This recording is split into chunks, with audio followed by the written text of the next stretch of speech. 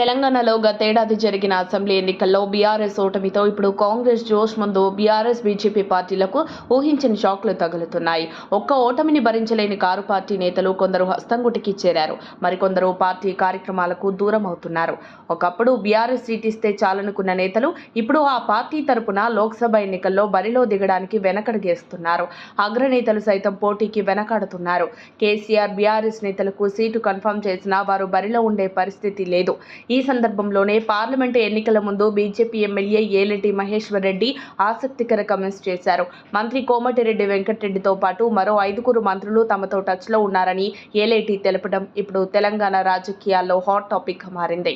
కాంగ్రెస్ గేట్లు తెరిస్తే బీఆర్ఎస్ ఖాళీ అయిందేమో కానీ తాము గేట్లు తెరిస్తే 48 గంటల్లో కాంగ్రెస్ ఖాళీ అవుతుందని ఏలేటి మహేశ్వర్ రెడ్డి అన్నారు.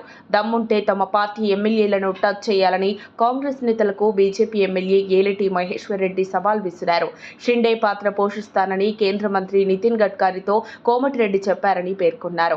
అధికార కాంగ్రెస్ పార్టీతో 8 మంది బీజేపీ ఎమ్మెల్యేలు టచ్లో ఉన్నారని మంత్రి కోమటిరెడ్డి వ్యాఖ్యలను మహేశ్వర్ రెడ్డి ఖండించారు.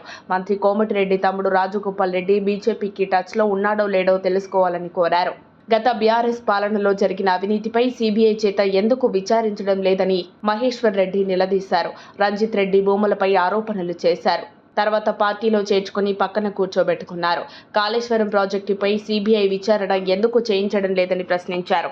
మొత్తానికి కాంగ్రెస్తో 8 మంది బీజేపీ ఎమ్మెల్యేలు టచ్లో ఉన్నారని కోమటిరెడ్డి వెంకటరెడ్డి తెలపడం, దీనికి కౌంటర్గా బీజేపీతో కాంగ్రెస్ ఎమ్మెల్యేలు మంత్రులు ఉన్నారని ఏలేటి చెప్పడం ఆసక్తికరంగా మారింది.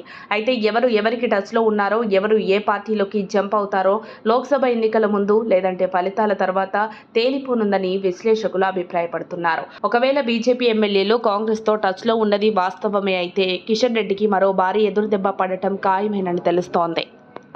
మరిన్ని అప్డేట్స్ కోసం మా కాయ్ టీవీని సబ్స్క్రైబ్ చేసుకోండి. మా వీడియో కనుక మీకు నచ్చినట్లయితే లైక్ చేయండి, షేర్ చేయండి. మీ విలువైన అభిప్రాయాలను కామెంట్ బాక్స్లో తెలియజేయండి.